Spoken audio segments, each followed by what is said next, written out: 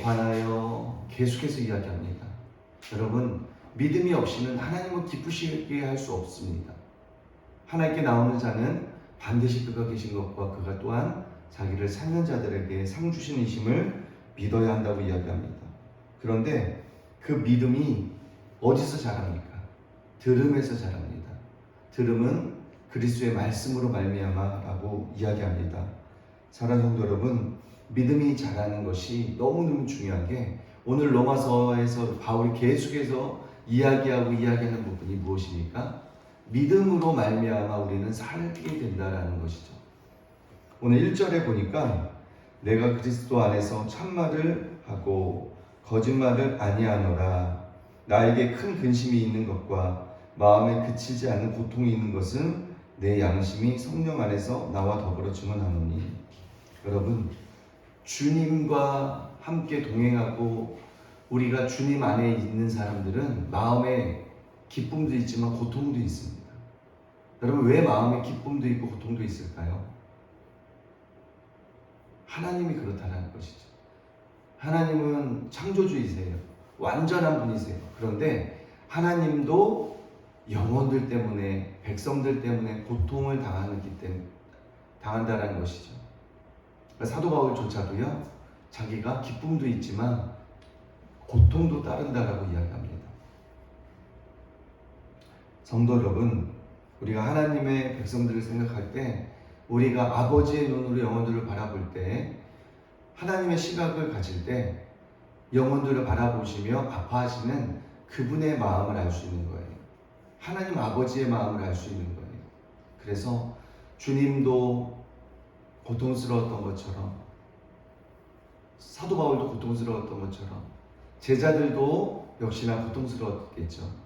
저와 여러분도 우리가 아버지의 마음이 있기 때문에 고통스러워야 되는 거예요.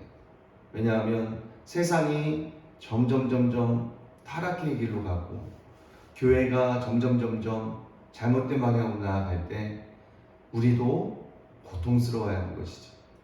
하나님의 뜻이 어디 있을까요? 하나님의 뜻은 완전합니다. 돌이키길 원하시는 거죠. 돌이키길 원하세요. 지금이라도 교회가, 목회자가, 성도들이 돌이키기를 원하세요. 하나님의 징계는 죽이라고 내리는 징계가 아니고 돌이키라고 내리는 징계인 것이죠. 그래서 성경을 창세기부터 쭉 문맥 위주로 읽어보면 하나님의 심판에 관한 부분들이 계속해서 나오죠. 그런데 그 하나님의 심판은요, 살리기 위한 심판이에요. 죽이기 위한, 아예 너는 이제 잘못했으니까 벌하기 위한 심판이 아니고요, 심판이 있어야 새로운 회복이 있는 거예요. 하나님은 공의의 하나님이기 때문에 하나님의 심판, 하나님의 말씀을 이루기 위하여 심판이 있어야 새로운 회복이 또한 존재하는 것이죠. 그래서 하나님의 징계는 아파 보이지만, 당시에는 아파 보이지만 그것이 우리를 살리는 징계라는 사실을 우리가 반드시 기억해야 될 줄로 믿습니다. 7절에 보니까 또한 아브라함의 씨가 다 그의 자녀가 아니라 오직 이삭으로부터 난 자라야 내 씨라 불리리라 하셨으니. 이때 당시에도요, 아브라함의 두 자녀가 있었죠. 네, 아브라함의 자녀가 두 자녀가 있었죠. 이삭이 있었고, 그죠? 이스마엘이 있었고. 근데 둘 다 생물학적인 아브라함의 씨죠. 근데 하나님은 약속의 씨를, 하나님의 약속의 씨를 그 씨로 불린다라고 얘기해요. 약속의 자녀야 말로 하나님이 씨라고 이야기합니다. 여러분, 당시에도 그랬던 것처럼 어느날 계속 이거는 변하지 않는 진리가 뭐냐면 교회 안에 약속의 자녀가 있고 약속받지 못한 자녀가 있다라는 거예요. 다시 말해서 불신자도 교회에서 얼마든지 있을 수 있다라는 거예요. 섞여 있는 거예요. 한번 잘 생각해 보세요. 불신자들은 육의 생각을 하며 살아갑니다. 영의 생각을 할 수가 없어요. 불신자와 약속의 자녀가 교회 안에 함께 있는 거예요. 그래서 교회 안에서 많은 문제들이 발생하죠. 교회 안에서 문제가 발생하는 것은 지극히 당연한 거예요. 여러분, 교회 안에서 문제를 두려워서 문제의 근원을 아예 잘라버리면 안 됩니다. 교회 안에서의 연약한 사람도 있고 약속의 자녀도 있고 약속받지 못한 그러한 자녀들도 있는 거예요. 그럼 교회 안에서의 문제는 당연한 거예요, 어떻게 보면. 근데 그 문제의 근원을 싹을 잘라버리며 이것은 잘못된 것이죠. 그리고 이것은 변하지 않는 진리예요. 교회 안에 약속의 자녀도 있고 그렇지 못한 사람도 뒤섞여 있어요. 그래서 네 가지 밭을 이야기하죠. 복음서에서 말씀을 듣는 네 가지 밭을 이야기해요. 길가, 돌자, 가시밭, 좋은 땅을 이야기합니다. 그것을 듣는 자의 네 가지의 마음의 상태. 좋은 땅이라야 30배, 60배, 100배 열매를 맺고 믿음이 자라가고 하나님을 자라가는, 예수님을 자라가는, 예수님을 닮아가는 그런 열매를 맺으며 살아가는 것이죠. 그러면 교회 안에 이 네 가지의 밭을 들어 설명하면 약속의 씨도 있고 약속의 자녀도 있고 그렇지 못한 사람도 있다라는 거예요. 그게 어떻게 보면 당연하고요. 어떻게 보면 교회 안에서의 많은 사소한 분쟁들은 당연한 거예요. 여러분 농사를 지어본 분들 아실 거예요. 땅을 좋은 땅으로 어떻게 개간해요? 네, 땅을 뒤집어 보면 돼요. 뒤집어서 고르면 돼요. 고르고 영양분도 주고 땅도 쉬게 하고 그러면서 땅이 다시 비옥한 땅으로 변해가죠. 교회 안에 문제가 있을 때 그것을 이상히 여기지 않고요. 하나님의 사랑으로 얼마나 그 문제들 가운데 하나님의 사랑으로 대하느냐. 여러분, 사랑이 너무너무 중요합니다. 진리를 알고 전하는 것도 중요하지만 저는 더 중요한 것은 사랑이라고 봐요. 왜냐하면 하나님은 사랑이세요, 결국. 징계의 매가 무서워서 돌아오는 경우보다 하나님의 사랑 때문에 자기 죄를 깨닫고 회개하고 돌아오는 경우가 저는 그렇게 만났기 때문에 대부분일 거라 저는 생각이 듭니다. 물론 시대적으로 악하기 때문에 각성해야 될 메시지가 필요하죠.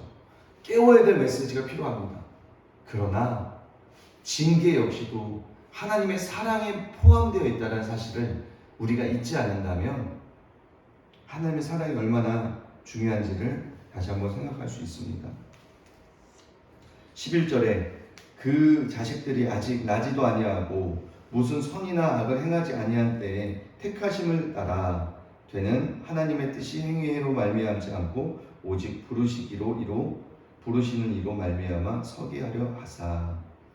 다시 말해서 믿음으로 우리는 살아가는데 아직 나지도 않았지만 택하심을 따라 하나님이 부르신 사람들이 있다는 거예요.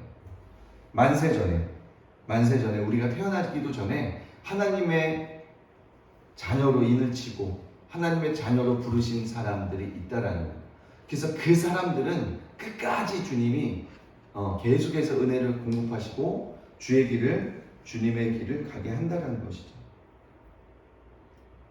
이것을 이제 교단별로 보면 장로교에서는 예정이라고 이야기도 하고요. 또 알미니안주의 그쪽 계열에서는 예정이라고 이야기하기도 하고요. 30절에 보니까 그런즉 우리가 무슨 말을 하래요? 의를 따르지 아니한 이방인들이 의를 얻었으니 곧 믿음에서 난 의요. 여러분 이게 너무 중요해요. 우리는 인간은요, 사람은요 50고 100고예요. 진리를 아무리 깨닫고 많이 알아도요 그냥 사역자일 뿐이에요. 그냥 하나님의 은혜 받은 사람이지 그 이상도 이하도 아닙니다. 왜요? 하나님의 은혜가 은혜되게 만든다는 거예요. 그래서 믿음으로 말미암아 우리가 승리하며 살아가는 거예요. 여러분 죄도 어떻게 이깁니까? 믿음으로 이기는 거예요. 의롭다 하시는 그 하나님의 의를 믿고 아버지의 그 의를 믿고 믿음으로 승리하는 거예요.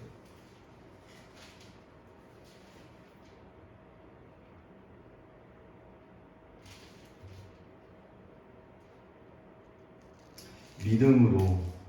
그래서 우리가 정말로 내 안에 하나님이 카운터하시는 믿음이 있느냐, 내 안에 하나님이 기뻐하시는 믿음이 있느냐, 아니면 믿는다고 내가 착각하느냐, 이것이 너무너무 중요하고요. 사람 한번 생각해 보세요. 우리 아이가 태어나면 아이들에 맞는 행동을 하게 되어 있습니다. 근데 성경이 간단한 게 아니에요. 순종했으면 구원받은 사람, 순종하지 않았으면 거짓 선지자, 내가 진리를 좀 잘못 알고 있어, 잘못 전했으면 거짓 선지자, 이런 게 아닙니다. 잘못하는 거예요. 애기도 사람도요, 성숙한 아이가 있고요, 자라가는 과정이라는 시간이 필요해요. 한번 생각해 보세요. 하나님이 우리 각자 한 사람을 부르셔서 믿음의 길을, 여정을 지금까지 걸어왔는데 그 과정 속에서 얼마나 많은 일들이 있습니까? 얼마나 많은 일들이 있습니까?